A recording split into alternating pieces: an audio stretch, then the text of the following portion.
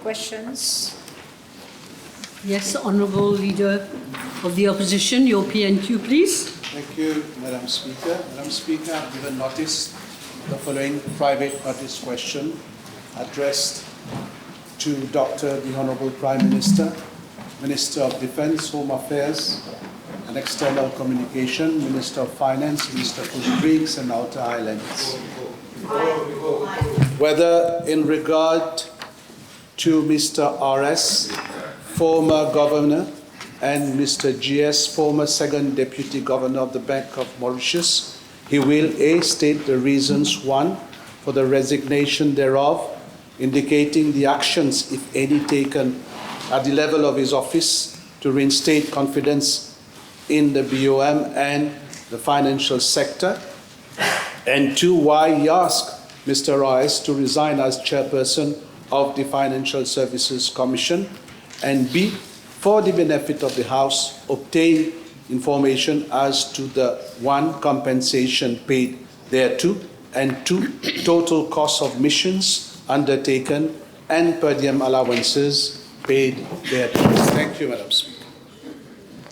Madam Speaker, let me first point out that as soon as we took power in last November, I made it a topmost priority to restore confidence in the Bank of Mauritius, the banking and financial sector, services sector.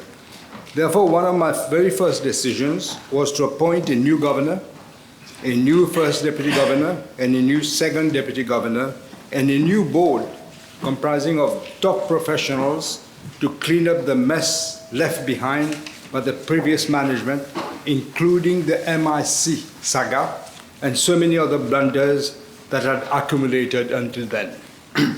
Madam Speaker, it is upon my request that both Mr G.S.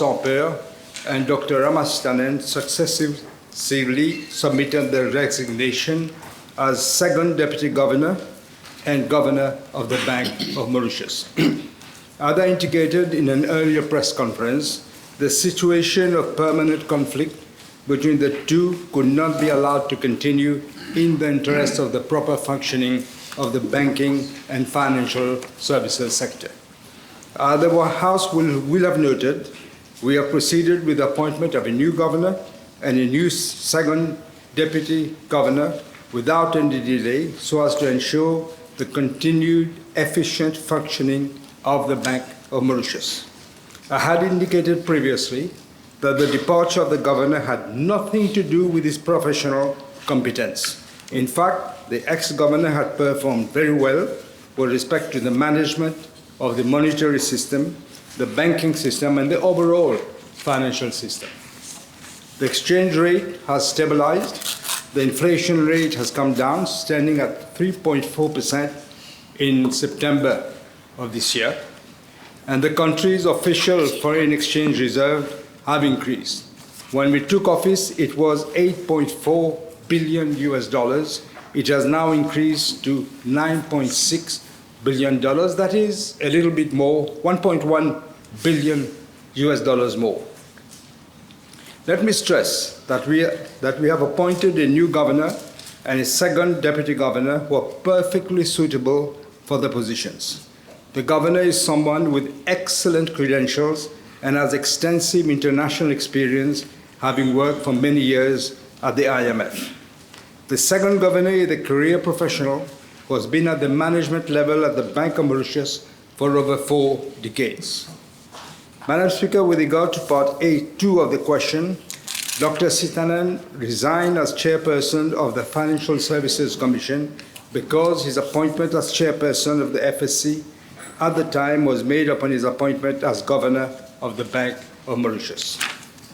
The House may wish to note that Mr. Desiree Venkatachalam has been appointed as Chief Executive of the FSC as from the 16th of September 2025.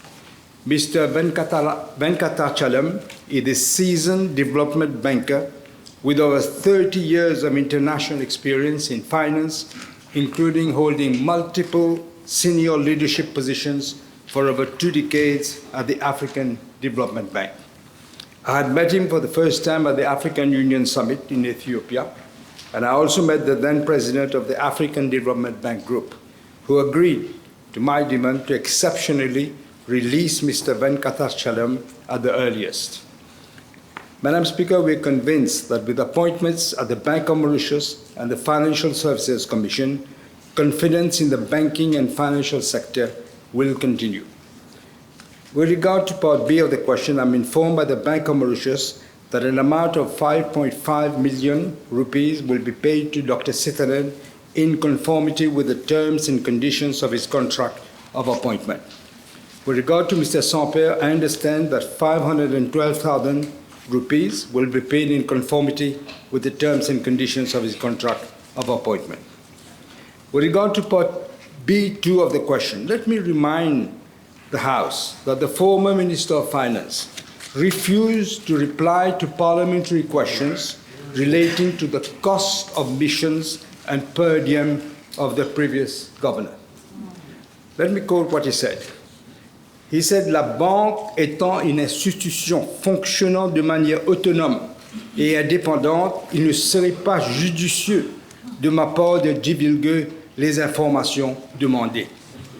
Madam Speaker, contrary to him, in line with our policy of accountability and transparency, I am providing the information requested. I'm informed by the Bank of Mauritius.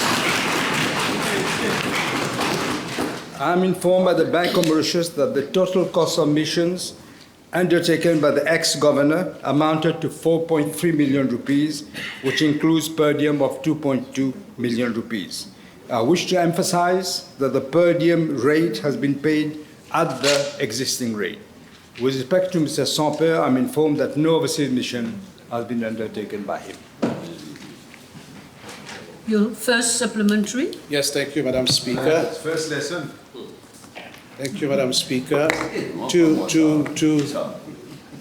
refer to the very words used by the Honourable Prime Minister when he stated that he appointed those persons to clear the mess at the Bank of Mauritius. And instead of that, they created more mess at the Bank of Mauritius, Madam Speaker, which was forced. Please come with one moment. I want you, no statement, please. Please come with a question.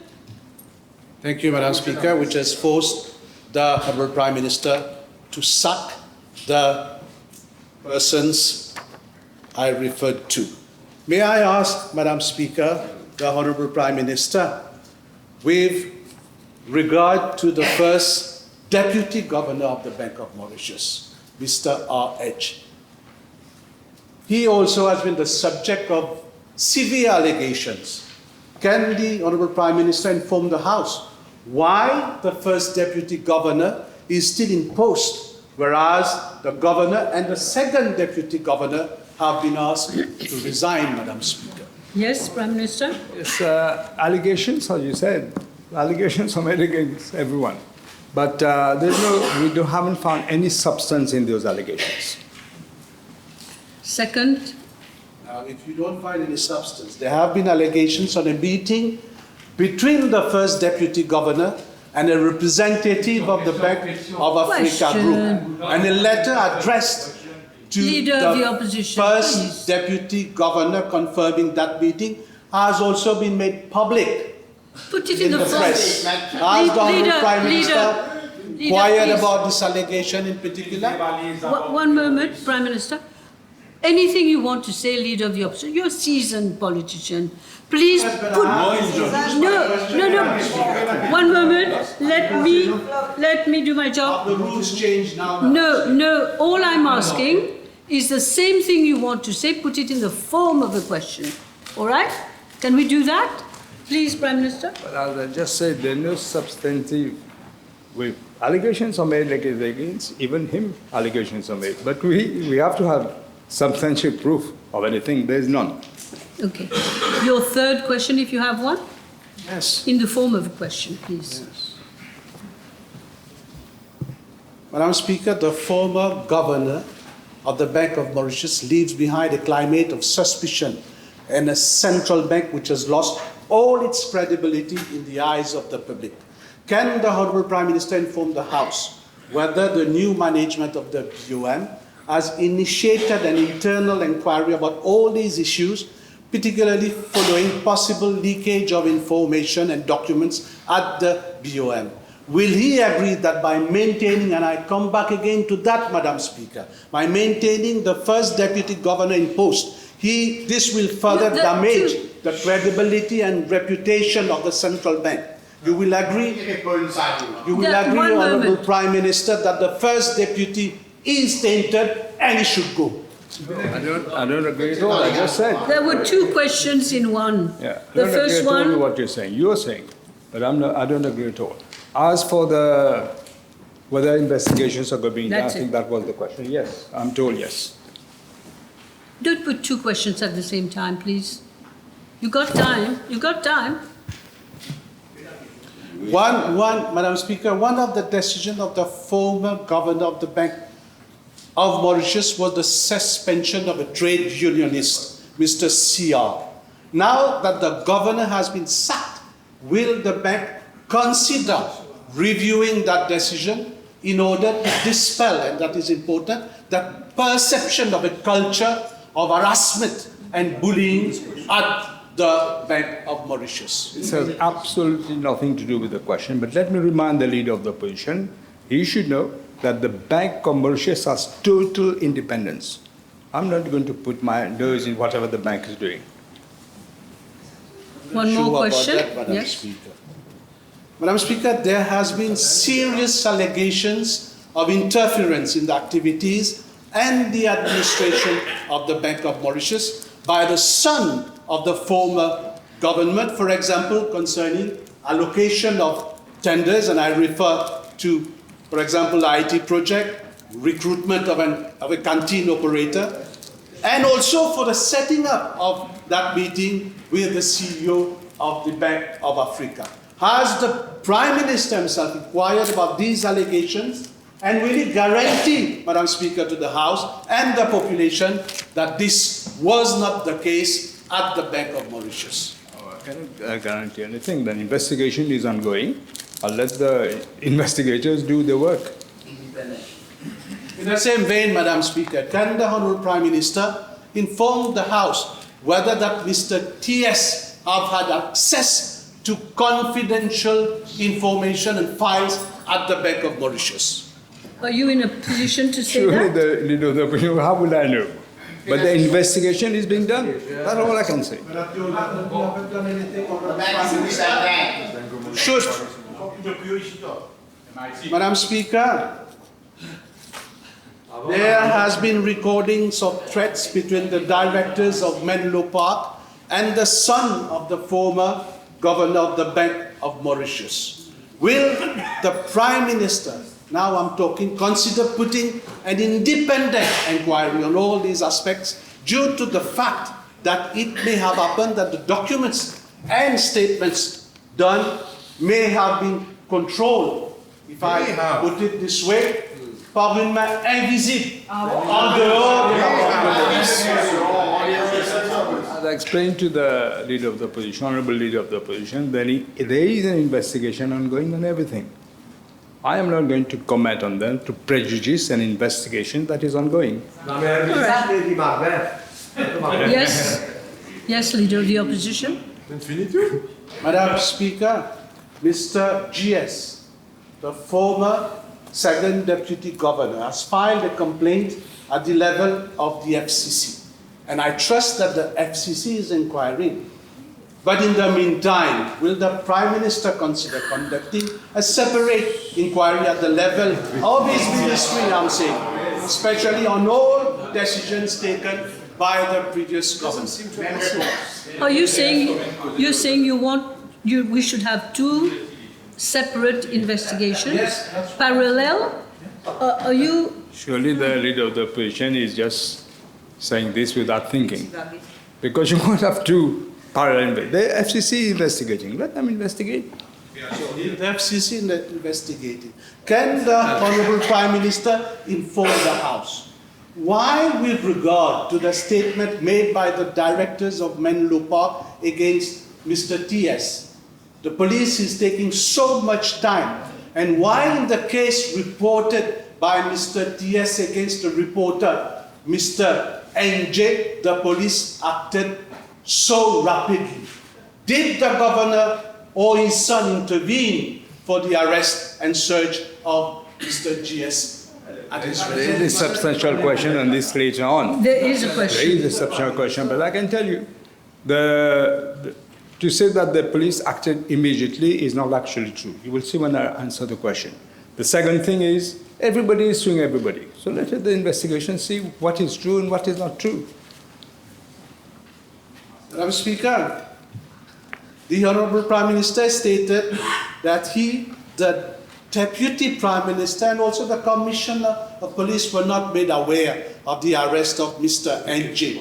And personally, I do not believe that you, Prime Minister, and Honourable Béranger were not made aware of this case. If you were not made aware, then we have a serious problem in our country. In the same vein, Madam Speaker, can he therefore inform the House why the Commissioner of Police publicly stated the following? Leader, I'm sorry, Leader of the Opposition, this does not relate to your PNQ. Madam Speaker, a journalist has been arrested. But you know there is the first PQ, later will be on this issue. Anyway, if you want to say something, Prime Minister, if you want to reply, please. Well, you rightly said, Madam Speaker. This is nothing to do with the Bank of Mauritius. Your question directly. There is a substantial question later on. If you have the patience to sit and listen later on, you will see the answer. You're not replying to my questions, Honourable Prime Minister. My last question, Madam Speaker. This scandal shaking the Bank of Mauritius is unprecedented, Madam Speaker. You will agree. You're making, again, In order to safeguard the reputation of such a crucial institution at international level and to bring confidence back to the financial sector, will the Prime Minister consider setting up a commission of inquiry to inquire into that whole saga, Madam Speaker? It seems. let the Prime Minister speak, It please. seems that the leader of the opposition has got a very, very short memory. Let me remind him, the former, the one you appointed, the Mr. Sigulam. Do you know that he is facing provisional charges for conspiracy to defraud? He's out on bail following his arrest for an alleged misappropriation of a dubious payout of 45 million rupees to Menlo Park Limited, which is detrimental to the MIC. Furthermore, you don't seem to be aware that we have repealed the Commission of Inquiry Act. There's a different commission now. That was your last question? Yes, all right. Questions?